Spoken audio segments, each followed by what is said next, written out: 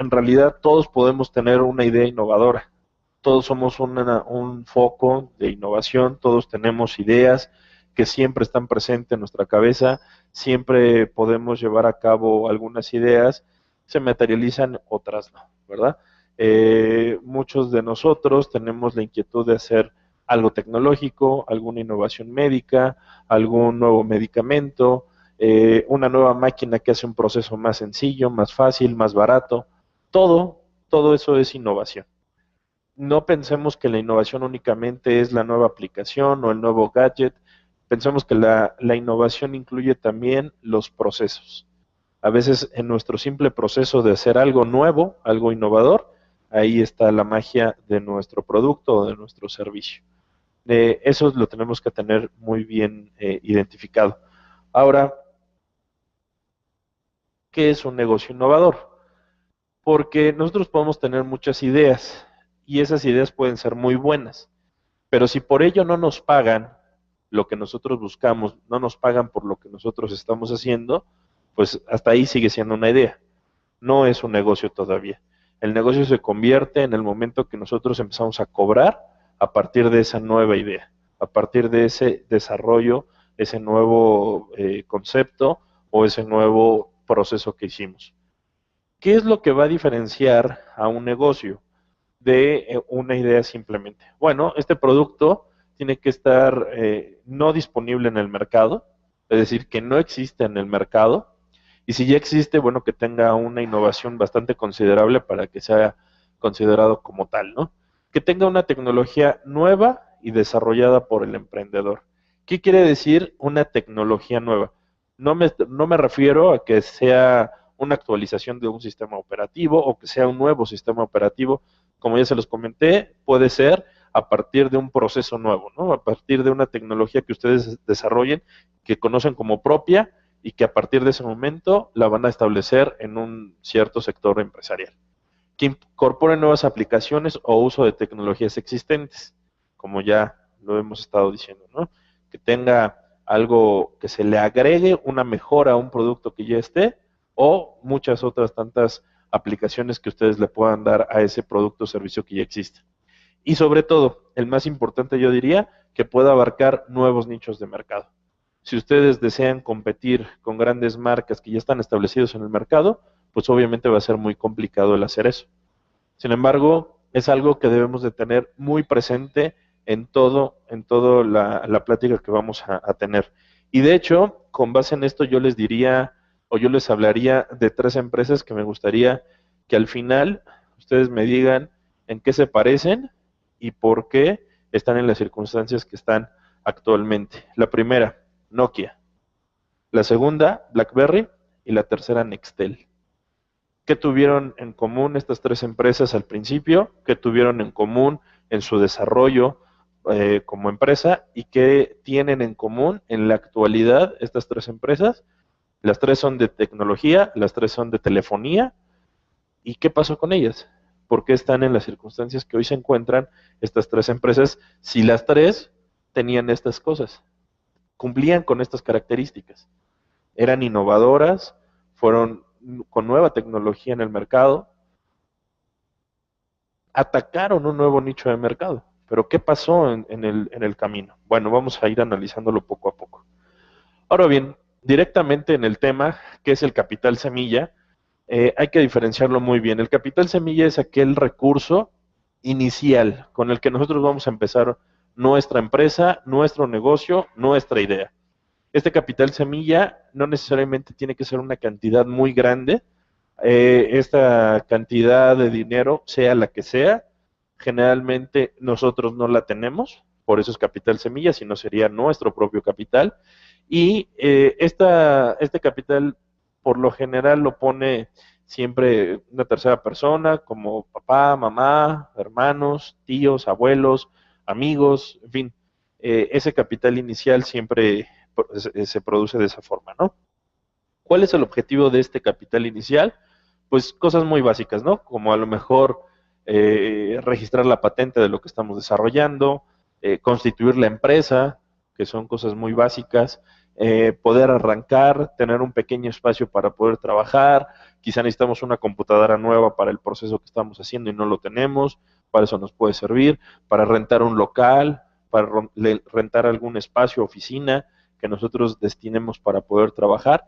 Todo ese tipo de cosas nos sirve el capital semilla. Por lo tanto, podemos estar de acuerdo que no necesariamente tiene que ser una cantidad muy, muy grande. Va a depender mucho de lo que estemos haciendo, de lo que estemos innovando, de lo que deseemos hacer, de lo que queramos tener en el mercado. Eso más o menos es para lo que se requiere, ¿no?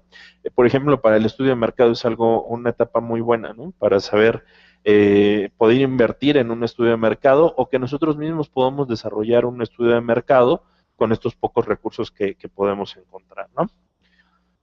Ahora bien, ¿cuál es el objetivo de este capital semilla? Como lo dice ahí, fomentar la creación de nuevas empresas y negocios innovadores.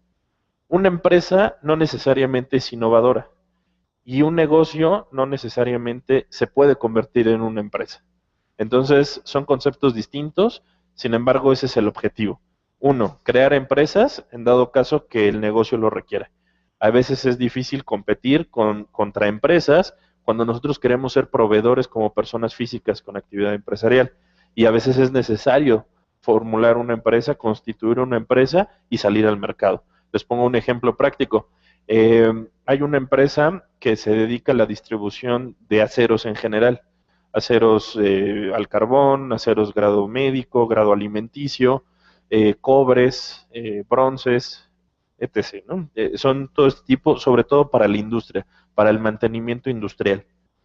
Entonces está esa empresa, que es empresa A, y está Juan Carlos Reyes, que soy un proveedor a lo mejor de ese mismo producto. Si yo le voy y le vendo a la costeña ese tipo de productos, ¿a quién creen ustedes que se va a dirigir?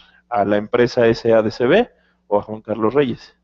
Es muy lógico pensar que a SADCB, por una simple y sencilla, quizá mi stock de poder almacenar todo ese material que la costeña requiera al momento, pues no esté a la disposición y eso no le dé confianza a la empresa de la cual voy a ser proveedor. Entonces, no crean que es una simple capricho o un simple cuestión de vanidad el tener una empresa. Hay veces que es necesario las condiciones que nos obliga el mercado a tener una empresa bien establecida, ¿no? Ahora bien, también se busca apoyar el levantamiento de obstáculo o limitaciones. Y uno de los que le acabo de decir es ese. ¿Ustedes saben más o menos cuánto cuesta constituir una empresa? ¿Tienen idea más o menos? El acta constitutiva, exacto, más o menos 10,000, 11,000 pesos, depende mucho del notario, pero ese es el rango que generalmente cuesta, ¿no? Entonces, hay veces que no tenemos esos 10,000 o 11,000 pesos, bueno, para eso sirve el capital semilla. Y esa es una de tantas limitaciones que nos podemos encontrar en el negocio, ¿no? Dice ahí cosas o limitaciones específicas que inhiben el despegue de nuestro negocio, de nuestro proyecto, de nuestra empresa. Ese es el objetivo del capital semilla. Muy bien, ahora ya tenemos nuestro capital semilla, ya podemos arrancar la empresa, ya pudimos arrancar el negocio. Sin embargo, queremos crecer y a veces empezamos al revés. A veces nuestra idea fue tan buena y surgió y empezamos a trabajarla, pero no tenemos un mapa a dónde queremos ir, a dónde queremos llegar. Bueno, ese mapa se llama pues modelo de negocios, plan de negocios, business plan, como ustedes le quieran llamar, ¿no? El punto es que tenga básicamente estos puntos que acabo de enumerar, son 12.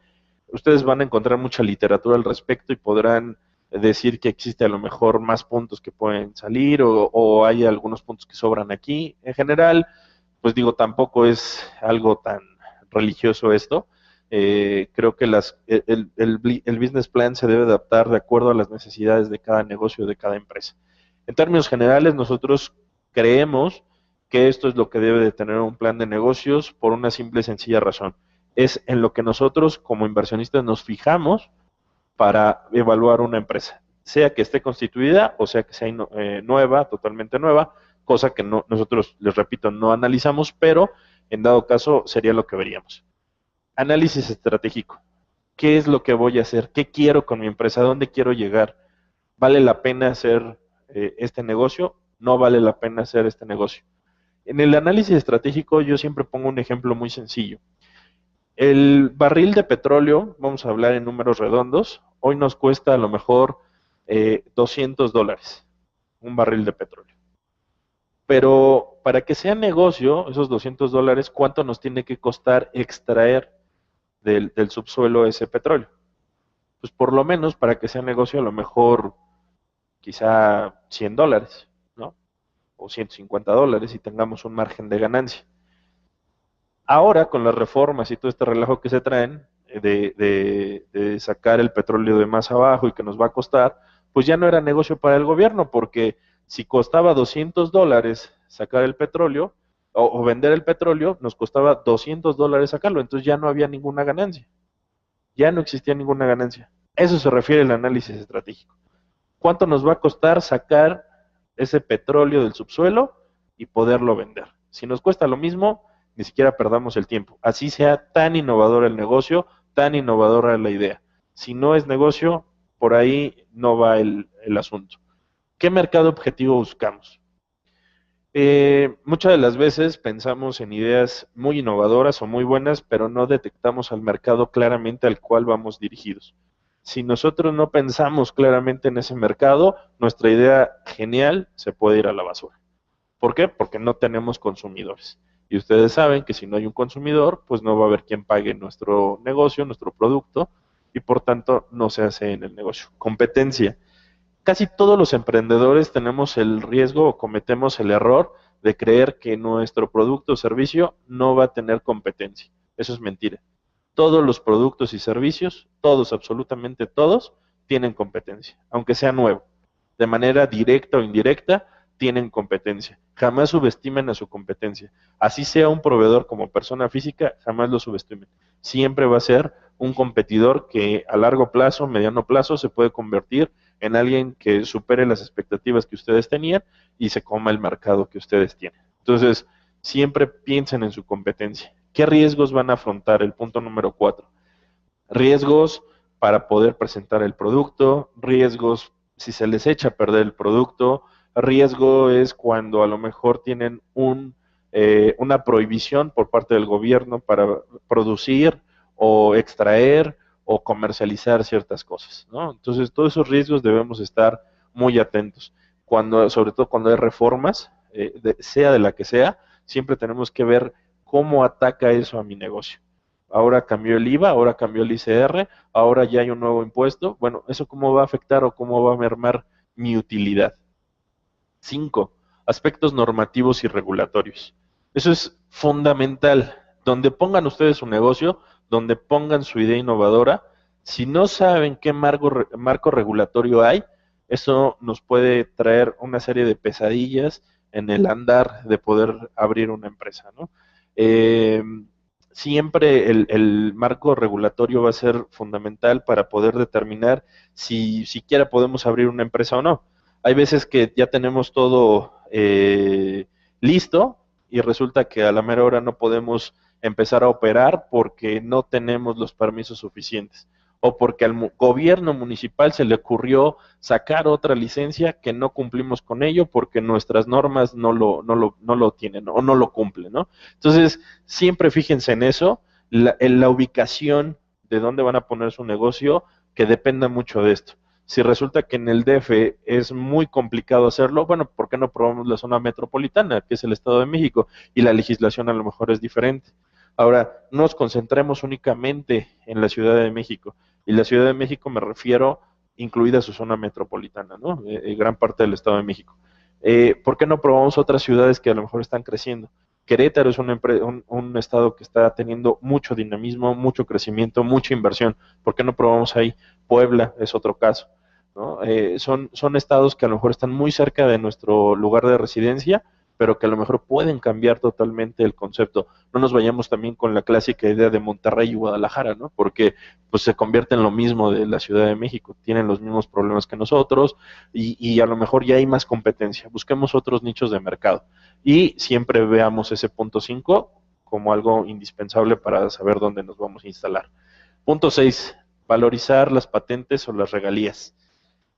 Esto es muy importante cuando sobre todo van a ustedes a franquiciar su negocio o cuando van a tener muchos inversionistas, o uno solo, no importa, ¿no? Pero que van a tener un socio capitalista.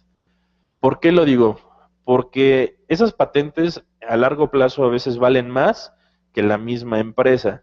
Y si ustedes no tienen bien amarrado el tema de la patente, pues el socio capitalista se puede dar la vuelta y decirles muchas gracias, ¿qué crees que la patente ahora es mía?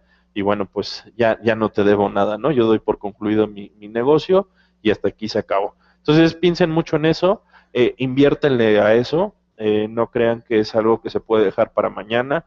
La patente es algo muy importante y el caso de las regalías, si ustedes van a franquiciar su negocio, estipúlenlo bien en su contrato. Ya sea que sean emprendedores que quieren comprar una franquicia o sean emprendedores que quieren desarrollar una franquicia, ¿no? ¿Cuánto les van a pagar por su franquicia? ¿Cuánto les van a pagar? ¿El 10% es bueno? ¿Es suficiente? ¿O ustedes van a pedir más de ese 10%, ¿no? El 10% es como que la tabla media que siempre se encuentra cualquier franquicia en el mercado. Entonces, también si ustedes son emprendedores que quieren comprar franquicias, pues que no se los hagan, ¿no? Como dicen por ahí, que les quieran chamaquear con esos números, ¿no? De las regalías que tienen que pagar. Punto 7, el impacto ambiental. Esto no es algo que esté de moda, es algo que si hacemos todos conciencia, sabemos que es necesario para nuestro planeta el tener esa conciencia del impacto ambiental. ¿Qué tanto nuestro producto afecta al medio ambiente? ¿Qué tanto nuestro producto o servicio afecta a la fauna, a la flora del lugar donde vamos a estar?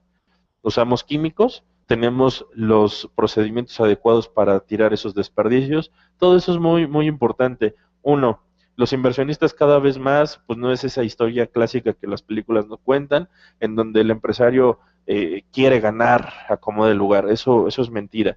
Cada vez más empresarios son conscientes de que la necesidad de cuidar el medio ambiente es necesario en el negocio. Aparte de que en el mercado les da un mayor valor, porque los convierte en una empresa responsable, en realidad sus procesos se van a dar cuenta que son mejores. ¿Por qué? Pues digo, la simple lógica de cuidar el ambiente, que es algo que nos está dando de comer, pues a la larga nos va a traer muchos beneficios, ¿no? Bueno, hasta ahí son aspectos que en términos generales son muy variados para cualquier negocio o cualquier empresa. Sin embargo, a partir del punto 8 y hasta el 12, son aspectos que todo negocio, sin importar lo que haga, tiene que cumplir con esos requisitos para que cualquier inversionista le sea atractivo. Uno, las proyecciones financieras. Hay veces que no somos financieros, ¿no? Somos ingenieros, somos arquitectos, somos ingenieros agroindustriales, bueno, en fin, y que se nos ocurrió el negocio, todos tenemos derecho a ser empresarios y no conocer finanzas. Sin embargo, si ustedes no saben cómo hacer una proyección financiera, yo sí les pido que se acerquen con alguna institución, con algún contador, con algún financiero que les pueda ayudar con esta parte. Si ustedes no establecen claramente cuál es la lógica de su negocio, cuál va a ser el retorno de su negocio, pues de nada sirve, como se los platiqué al principio, ¿no? Puede ser maravilloso, pero si ustedes dicen, ay, es que la inversión la vamos a recuperar dentro de 10 años, bueno, pues a lo mejor ningún inversionista le va a interesar, ¿verdad? Tampoco caigamos en el clásico error de creer que en un año vamos a recuperar nuestra inversión. Cualquier inversionista serio que le interese su negocio no va a creerles que en un año van a recuperar su inversión. ¿Por qué? Porque la media de los negocios siempre se recupera por lo menos en 2 años. Y aquí hay algo interesante con las empresas pequeñas y medianas. El ciclo de vida de casi todas las empresas, no en México, sino en todo el mundo, es de 2 a 3 años. Si sobreviven el primer año, bueno, es porque se esforzaron, ¿no? Si sobreviven el segundo y el tercer año, es porque de verdad es un buen negocio. Pero generalmente ahí es cuando tienden a caer y es cuando tienden a cerrar los negocios. ¿Por qué? Pues porque a lo mejor ya no fueron buenos en el mercado, su administración los estaba apretando demasiado, les ganó más la necesidad de cubrir sus gastos primero que los gastos de la empresa. Y bueno, ese tipo de cosas son las que hacen que la empresa empiece a caer. Pero si ustedes se ciñen muy bien a las proyecciones financieras que tienen, además de que su negocio sí cumplió a lo mejor con esos parámetros que ustedes estaban buscando, bueno, pues entonces van a poder ver la rentabilidad de su negocio y además van a ver sus inversionistas la rentabilidad de su capital invertido, ¿no? Plan de inversiones. Yo lo dije hace un momentito. Hay empresarios que les encanta ser empresarios ricos, decía un maestro que tuve en la universidad, y empresas pobres. Esa es la clásica historia que sucede aquí en América Latina, ¿no? Somos empresarios que tenemos todo para gastar, pero nuestra empresa, híjole, no hay ni un tornillo para que puedan darle mantenimiento, ¿no? Eso es muy clásico. Y eso no habla bien de un emprendedor o de un empresario, ¿no? Es mejor esperar hasta tiempo después, hasta largo plazo, empezar a sacar las utilidades, pero siempre que su empresa tenga, pues, si no lo último en tecnología o lo último en procesos, sí lo más adecuado para que desarrollen bien su negocio. Plan de inversiones, háganlo muy bien. Les repito, toda esta parte, háganla con un especialista en la materia. Aunque les cueste, no importa, va a ser una muy buena inversión. Aparte, les voy a decir una cosa. Como emprendedores, pues no vamos a contratar a los especialistas como KPMG o PricewaterhouseCoopers. Ellos nos van a cobrar demasiado caro. Pero hay otras empresas mucho más pequeñas o incluso asociaciones que a lo mejor por una donación o porque ustedes participen con su proyecto ahí, van a encontrar al especialista. Pero háganlo, de verdad, no dejen esto que caiga. ¿Qué se hace con los ingresos según el punto 10? Es lo mismo.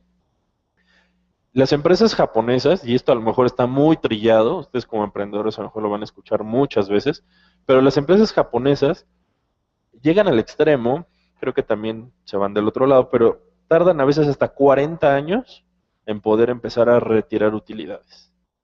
Pero empresas japonesas como Nissan, como Toyota, como Fuji, como Kodak, son empresas que se fundaron hace 100 años y que siguen vigentes. Son empresas que han innovado demasiado. Empresas como Honda que empezaron desarmando una motocicleta y ahora pueden hacer tecnología para el espacio. Bueno, pues por algo son ese tipo de empresas, ¿no? Quiere decir que sus ingresos los manejaron de manera muy correcta.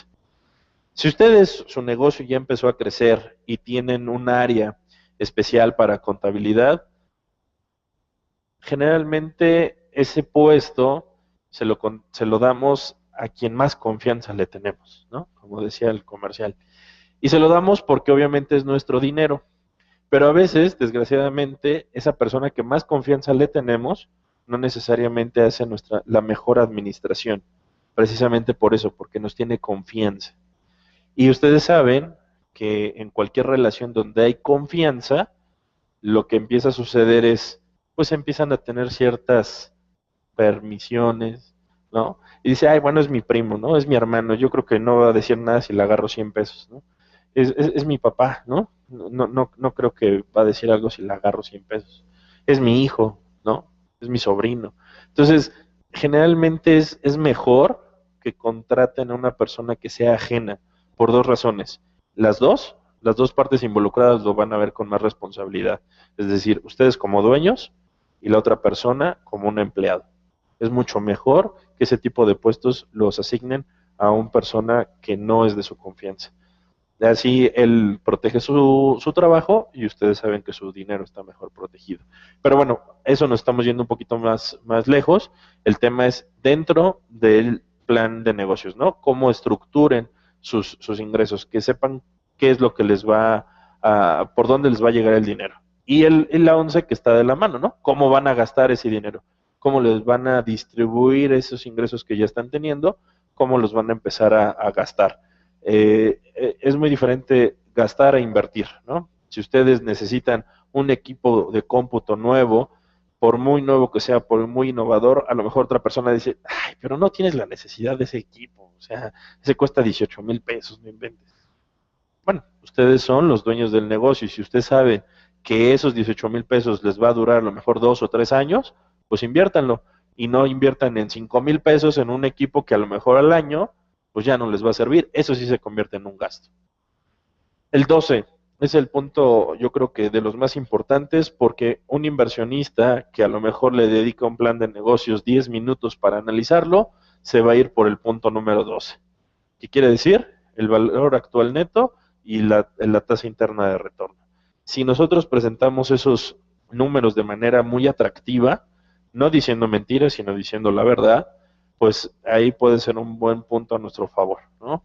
Si ahí presentamos una tasa interna de retorno atractiva, pues a lo mejor el inversionista va a decir, bueno, sabes que este negocio resulta bueno, aunque la idea no me resulte tan buena. Eso es algo muy importante, que ustedes vinculen la idea innovadora con los números.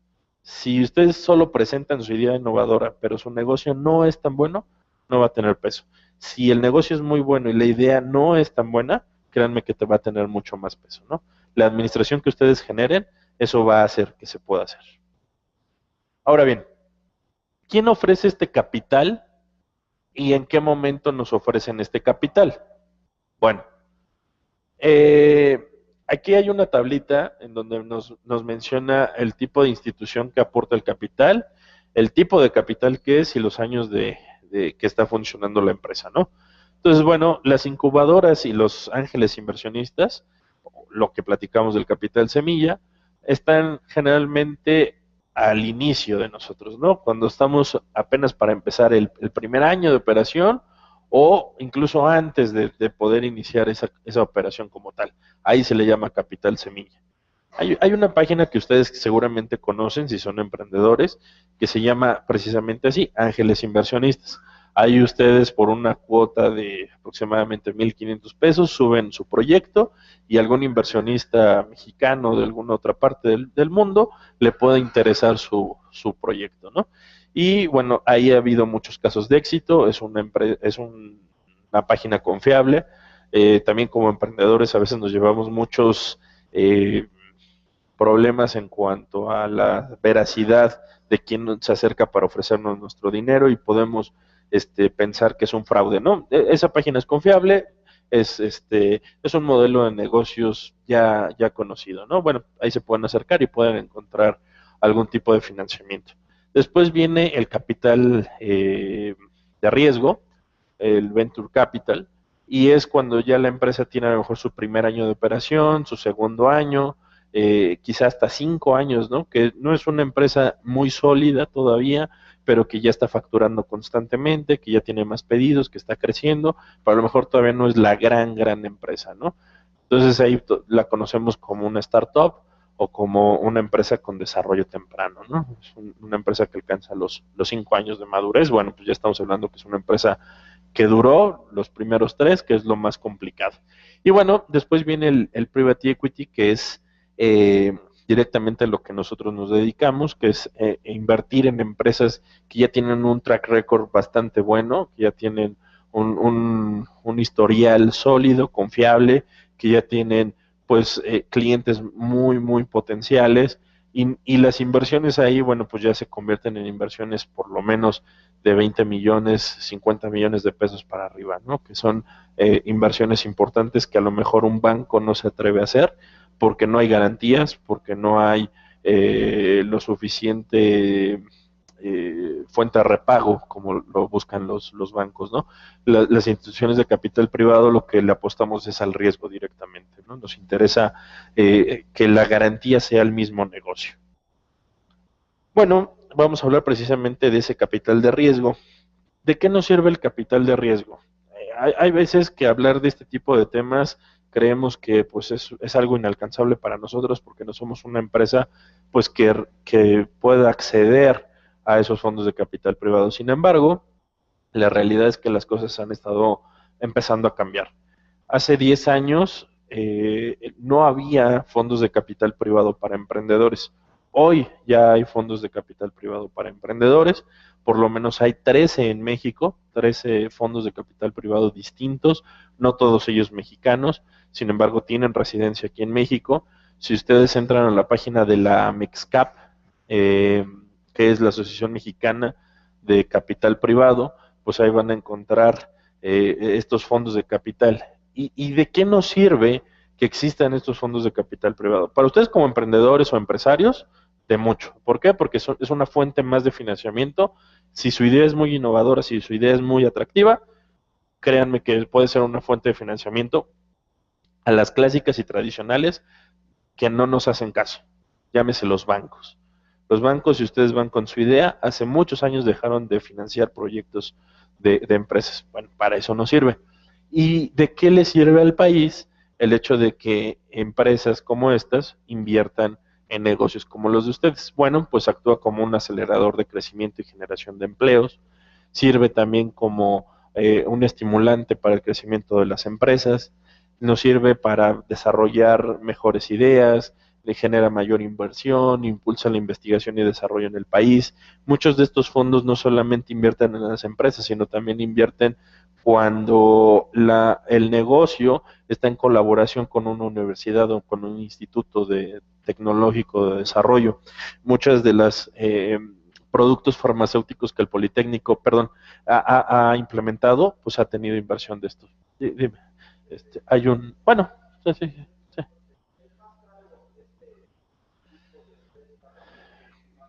No, es mucho más barato. Para empezar, porque no es un préstamo. Para empezar, es una inversión. La diferencia de un crédito y lo que hacen los fondos de capital privado es, uno, el crédito está atado a una tasa de interés. Y si el emprendedor o empresario no es tan bueno su negocio, es decir, pierde, pues él está obligado a pagar una tasa de interés y una mensualidad. En el caso del capital de riesgo, no, porque es un dinero que entra directamente al capital fijo o variable de la empresa y entonces ellos van a tener su utilidad de acuerdo a las utilidades que genera la empresa. Vamos a poner un ejemplo, se busca el 25% de las utilidades que genera la empresa. Entonces, si la empresa en ese año facturó 10 millones, bueno, pues 2.5 millones es para la inversionista, más obviamente su capital en su momento, ¿no? Y los periodos son de 5 a 7 años, incluso hasta 10 años, dependiendo la circunstancia del fondo, ¿no? Entonces es mucho más barato. Casi todos los fondos buscan un rendimiento del 25%, pero no por año, sino en el largo plazo, en los 5 o 7 años. Entonces, si dividimos esos 25 en 5, pues ahí tenemos más o menos como de un 5% anual, ¿no?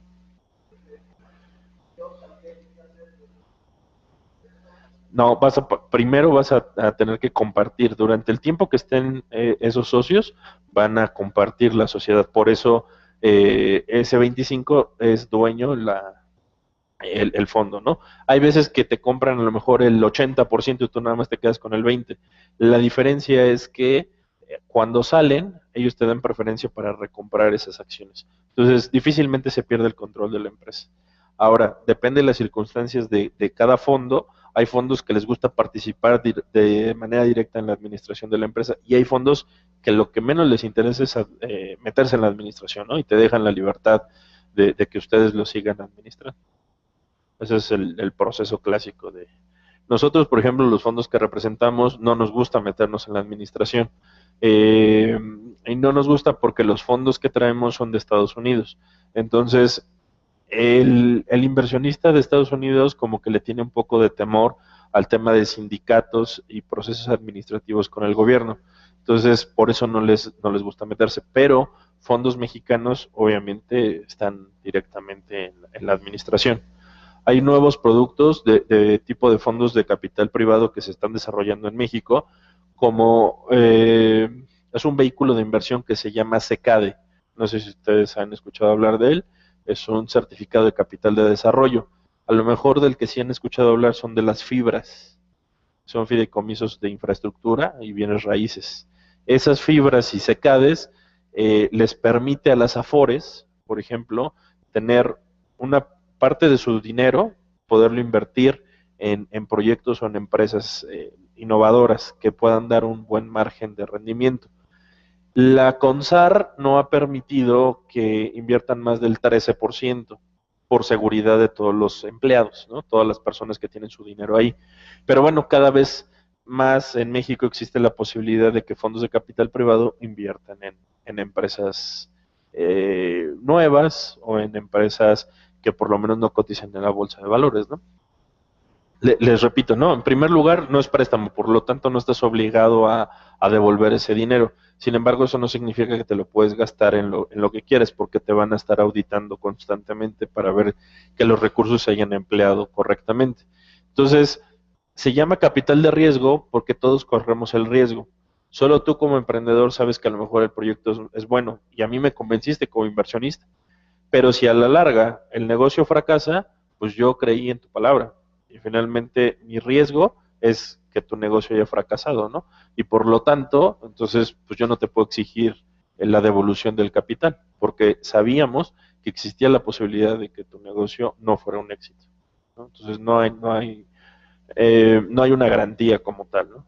Ni existe una responsabilidad directa a devolver el capital. Obviamente el contrato no va a decir eso de manera deliberada, ¿no? Pero sí tú tienes que hacer tu mayor esfuerzo para que el negocio sea exitoso. Eso sí es un hecho. Y te repito, las auditorías sí te van a ayudar para que no sea un fracaso, ¿no? En realidad, pues obviamente como dueño de dinero, lo que menos quieres es que exista un fracaso, ¿no?